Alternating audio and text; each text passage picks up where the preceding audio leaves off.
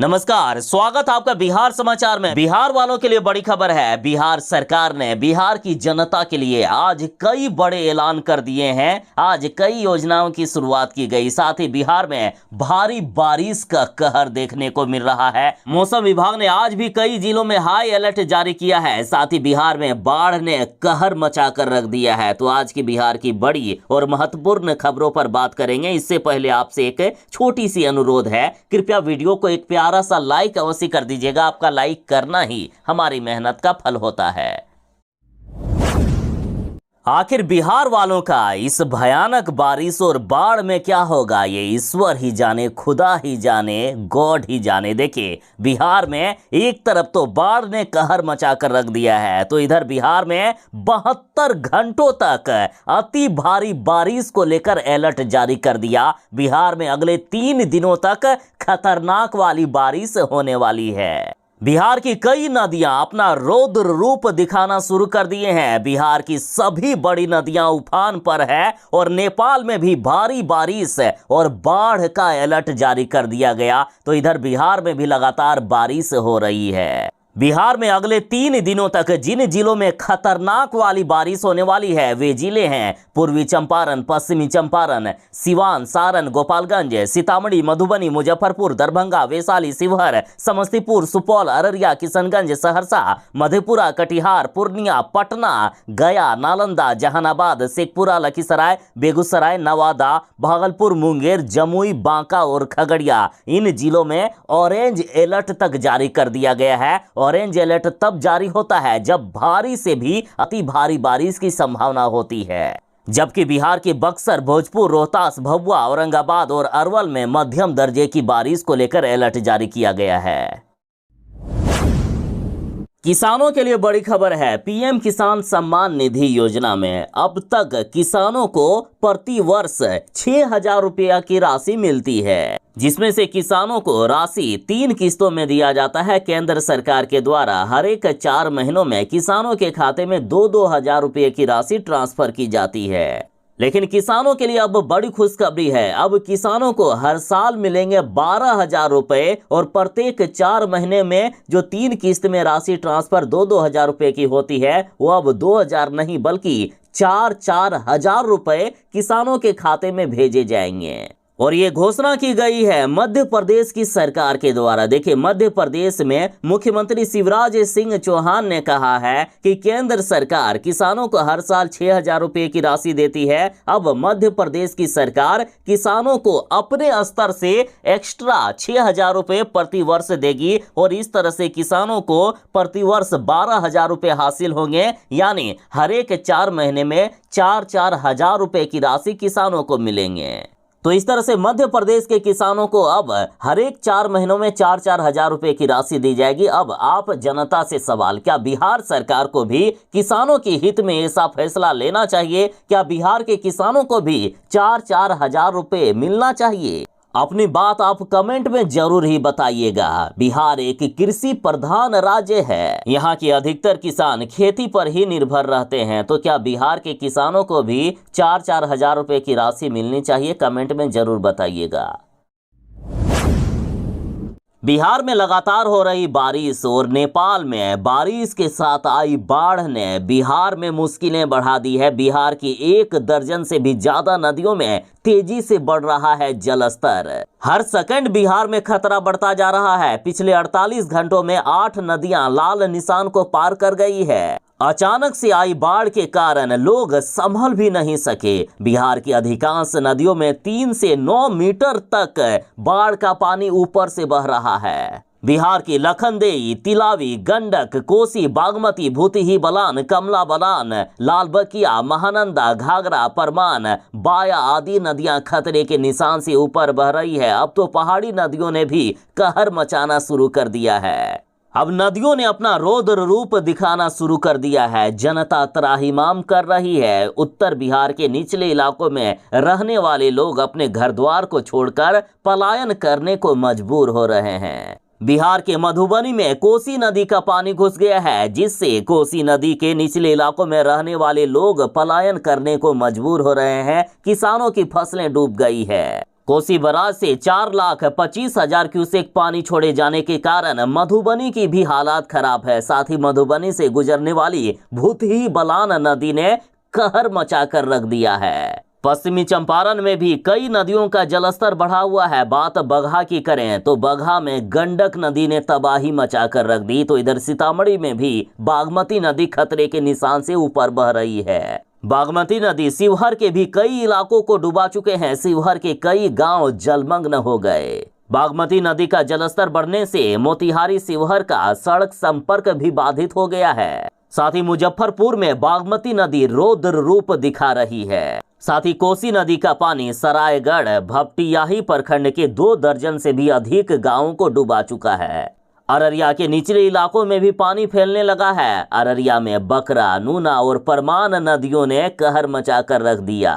खगड़िया में कोसी नदी खतरे के निशान को पार कर गई है। कटिहार में महानंदा नदी कई इलाकों को डुबा चुके हैं। पूर्णिया में परमान और महानंदा नदी खतरे के निशान को पार कर गई। पूर्णिया के भी कई इलाके डूबने लगे हैं। निचले इलाकों में रहने वाले किसानों की फसलें डूब गई है। सरकार से किसान मदद की गुहार लगा रहे हैं, लेकिन सरकार मदद करने को तैयार नहीं।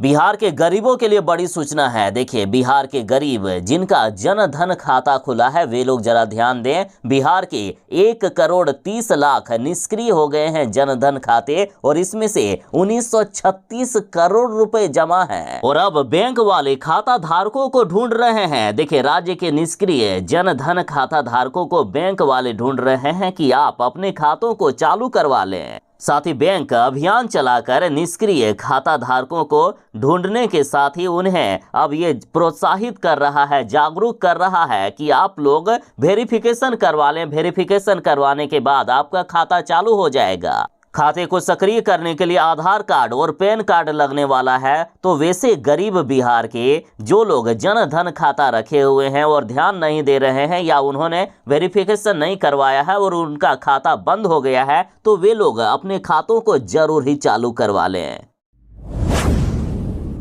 जीतन राम मांझी ने बड़ा बयान दिया है कि चाहे कोई भी पार्टी हो, लेकिन बिहार में जो दारू और ताड़ी से बैन हटाएगा उसे ही वोट दे जनता। जीतन राम मांझी ने कहा है कि बिहार में जब से शराबबंदी लागू हुई है तब से शराब की होम डिलीवरी की जा रही है।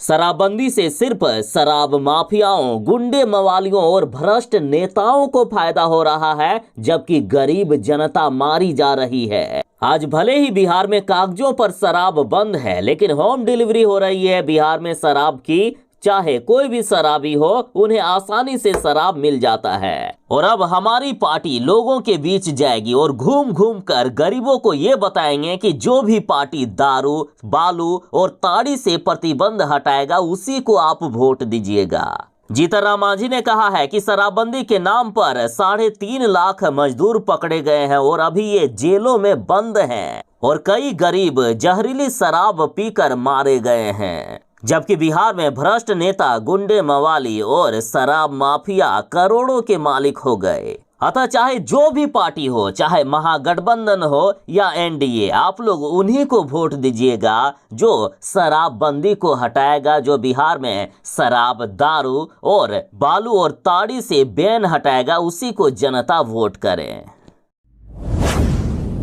बिहार के कई जिलों में बाढ़ ने तबाही मचाकर रख दी है। यदि सहरसा की बात करें तो कोसी तटबंध के अंदर घरों में घुस गया है पानी, धान की फसलें बर्बाद हो गई है। कोसी के निचले इलाकों में रहने वाले लोग त्राहिमाम कर रहे हैं। सहरसा में बाढ़ का कहर जारी है। कोसी बैराज से 4 लाख क्यूसेक पानी छोड़े जाने के कारण दर्जनों गांव जलमग्न हो गए हैं। खेतों में पानी घुस जाने के कारण धान की फसलें बर्बाद हो गई है। अब किसान सरकार से मदद की गुहार लगा रहे हैं, लेकिन सरकार भी कहां सुनने वाली। नौहट्टा प्रखंड के भी कई गांवों में खेतों में लगी फसलें चौपट हो गई। फिलहाल जो स्थिति है उससे लगता है कि अभी कुछ दिनों तक पानी हटने वाला नहीं है। ऐसे में लोग परेशान हैं, प्रशासनिक मदद भी नहीं पहुंच पा रही है। कई लोगों के सामने खाने पीने के भी लाले पड़ गए हैं।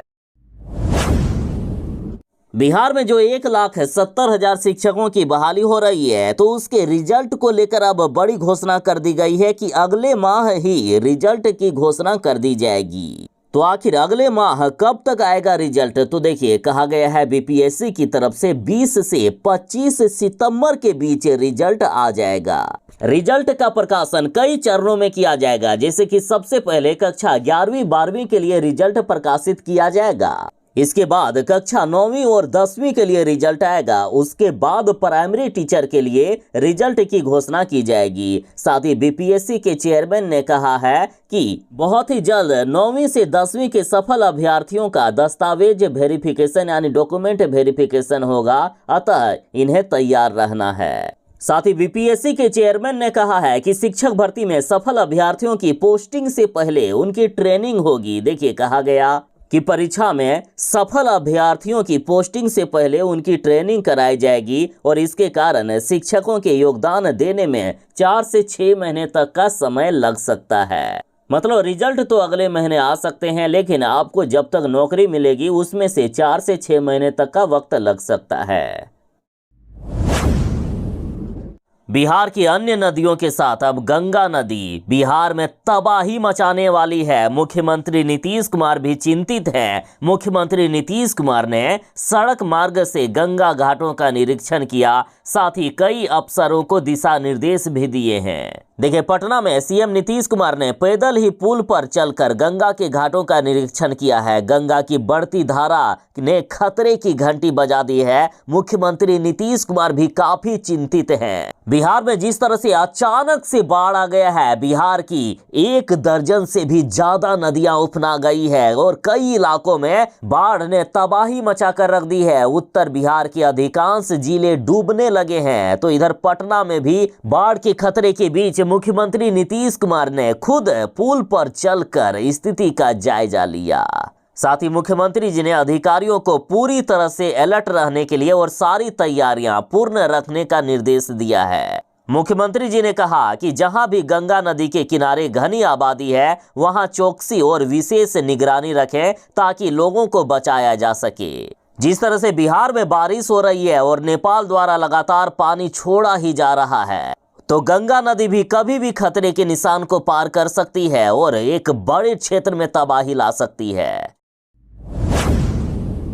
बिहार में डराने लगी है 1 दर्जन से भी ज्यादा बड़ी नदियां। बिहार में 1 दर्जन से भी ज्यादा बड़ी नदियां तबाही मचा रही है। बिहार में बाढ़ ने तबाही मचा कर रख दी और अचानक एक बार में इतना बड़ा खतरा आ गया है कि लोग संभल भी नहीं सके। बीते 48 घंटों के अंदर 8 बड़ी नदियां खतरे के निशान को पार कर चुकी है। पानी के दबाव से मुजफ्फरपुर में जमींदारी बांध, तो सहरसा में कोसी का स्पर टूट गया, जिससे सैकड़ों घर पानी में बह गए हैं, पानी में विलीन हो गए। बिहार में बाढ़ का खतरा लगातार और भी ज्यादा बढ़ता जा रहा है। नदियों के जलस्तर में बढ़ोतरी की वजह से अब तटबंधों पर दबाव बढ़ने लगा है। मुजफ्फरपुर और सहरसा में तो नदी के तटबंध टूट गए हैं, साथ ही कई जिलों में टूटने का खतरा है। देखिए, मुजफ्फरपुर में कटरा प्रखंड के बकोची स्थित बागमती नदी के जलस्तर में वृद्धि के कारण बकोची में जमींदारी बांध करीब 100 फीट तक टूट गया है। इससे बकोची, पतारी, नवादा, गंगिया के सैकड़ों घरों में बाढ़ का पानी फैल गया है। बकोची के लोगों ने कहा कि जलस्तर में वृद्धि जारी है, घरों में अब रहना तक मुश्किल हो गया है, इसलिए हम अब पलायन करके किसी ऊंचे स्थानों पर जा रहे हैं। बिहार के कई जिलों में घरों में बाढ़ का पानी घुस गया। यदि सुपौल की बात करें तो सुपौल के कई गांवों में घरों में बाढ़ का पानी फैल गया है। सुपौल में दरवाजे तक पहुंच रही है नाव। सुपौल में लगातार लोगों का पलायन जारी है। देखिए किस तरह से ऊंचे स्थानों पर लोग बसे हुए हैं, सड़क किनारे तो कहीं पुल के किनारे, तो जहां लोगों को अच्छा लग रहा है, ऊंचा स्थान है, वहीं पर तंबू टानकर लोग रहने को विवश हैं। जरा तस्वीरों में देखिए सुपौल में किस तरह से घरों पर पानी फैला हुआ है। जिनके कच्चे मकान है तो उनके मकान भी टूट गया है। लोग किसी तरह से मचान बनाकर रहने को विवश हैं। अब घरों में घुटनों भर से भी ज्यादा पानी फैल गया है, जिससे अफरा तफरी की स्थिति बन गई है। लोग जान माल की सुरक्षा के लिए ऊंचे स्थानों की ओर पलायन कर रहे हैं। जरा तस्वीरों में देखें सुपौल की हालात, किस तरह से पूरा का पूरा गांव डूबा हुआ है। एक बार फिर से तटबंध के किनारे बसे लोगों की जिंदगी नाव के सहारे कट रही है। प्रखंड के सिसोनी, जोबहा और घोघरिया पंचायत के खोननाहा गांव पानी में पूरी तरह से डूब गया है। लोगों को अपने घर से निकलने के लिए एकमात्र सहारा नाव ही बचा हुआ है। रास्तों पर अब नाव चलने लगा है। देखिए अब ये आखिर रहेंगे कैसे। लोग लगातार अपने घर द्वार को छोड़कर भागने को विवश हो रहे हैं। किसानों की फसलें डूब गई है। कई किसानों के धान के फसल पूरी तरह से बर्बाद हो गए हैं। नेपाल में बारिश से पहाड़ी नदियों में उफान है। जान हथेली पर लेकर नदी पार कर रहे हैं लोग। देखिए नेपाल की तराई क्षेत्र में मूसलाधार बारिश के कारण पश्चिमी चंपारण की पहाड़ी नदियां उफना गई है। लिहाजा मसान, द्वारदस, सिकरी और मनोर समेत अन्य नदियों का पानी इलाके में तबाही मचा रहा है। रामनगर प्रखंड के दर्जनों गांवों में बाढ़ का पानी घुस गया है, जिससे लोगों का जनजीवन प्रभावित हो गया है। लोग अपनी जान बचाने के लिए घबरा कर घर छोड़ रहे हैं। बगहा में बाढ़ ने तबाही मचाकर रख दी है। रामनगर के मचगवा, पथरी, चूड़ीहरवा, डुमरी समेत कई गांवों में बाढ़ के पानी घुस जाने से लोग अपने घर में रह तक नहीं पा रहे हैं। तो इधर वाल्मीकि नगर टाइगर रिजर्व के इलाके में भी बाढ़ का पानी जंगली जीव जंतुओं पर कहर बरपा रहा है। लोग जान की बाजी लगाकर मजबूरन दिनचर्या के कामों के लिए रस्सी व चचरी लगाकर पानी के तेज बहाव में आवाजाही कर रहे हैं। पहाड़ी नदियों का पानी कुछ समय के लिए होता है, लेकिन पानी की धारा इतनी तेज और भयावह होती है ना कि गलती से इसमें यदि इसकी चपेट में आ गए तो जान बचेगी या नहीं कोई गारंटी नहीं है। बिहार के कई जिलों में बाढ़ ने तबाही मचाकर रख दी है। मधेपुरा की बात करें तो मधेपुरा में बाढ़ ने इतनी भीषण तबाही मचाई है कि महादलित बस्ती के सैकड़ों लोग बेघर हो गए हैं। कुछ लोग सड़कों के किनारे तो कुछ पुल के किनारे अपने जरूरी सामान को लेकर रहने को मजबूर हैं। लोगों का पलायन लगातार जारी है। देखिए कुछ महीने पहले ही मधेपुरा नगर परिषद क्षेत्र के वार्ड नंबर 20 गुलजार बाग से महादलित समाज के 40 परिवारों के 300 लोगों को विस्थापित कर जिला प्रशासन ने सुखासन में नदी किनारे इनको जमीन आवंटित करके बसाया था और ये लोग नदी में उफान की वजह से आज सड़कों पर आ गए हैं। हालांकि नदी किनारे बसाए जाने को लेकर लोगों ने उस समय भी विरोध किया था, लेकिन कौन सुनने वाला है। चाहे तपतपाती गर्मी हो या कपकपाती ठंड या फिर बाढ़, अब तक कोई प्रशासनिक मदद इन तक नहीं पहुंच रही है और ना ही कोई मदद के लिए देखने तक जा रहा है, इनकी सूध लेने तक जा रहा है। पीड़ितों ने बताया कि नदी का जलस्तर पिछले 4 से 5 दिनों से बढ़ता जा रहा था, लेकिन बीते दिन रात में अचानक से पानी नदी में आ गया और घरों में हमारे पानी घुस गया और घर में रखा सारा सामान डूबने लगा। किसी तरह से हम लोग जान बचाकर घर का इक्का दुक्का सामान लेकर वहां से भागे और रात से ही सड़क किनारे रहने को मजबूर हैं। इन्होंने कहा कि हमने रात को ही अधिकारियों को इसकी सूचना दी, लेकिन उन्हें कोई देखने तक नहीं आया। हम लोग पूरी रात से ही यहाँ भूखे प्यासे रह रहे हैं। देखिए किस तरह से इनका घर डूबा हुआ है और ये लोग मजबूरी में सड़क किनारे अपने जरूरी सामान को लेकर रहने को मजबूर हैं।